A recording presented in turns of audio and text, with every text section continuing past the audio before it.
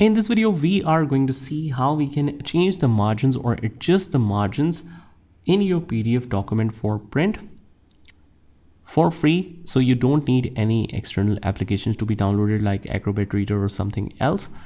It's a pretty straightforward process. All you have to do is just go to google.com and search for DEF PDF, hit enter, and it will show you this link right here. So you might need to scroll down if it shows some sponsored results.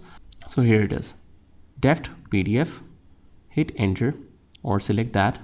From here, we would choose all tools and select resize. After that, we will select our PDF. So in this case, it's this one right here. And after that, we can select add margins and we can actually resize this. So we can change these values right here. So if we select centimeter, we can add like, let's say 5, 5, 5, and 5. So whatever you want to change, you know that setting already according to your needs.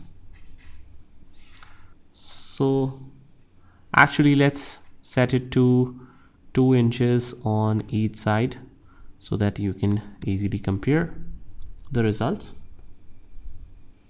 And we click on resize and basically it shows the download file link which we will download, and click on open, and you can see and compare the difference for yourself just like so.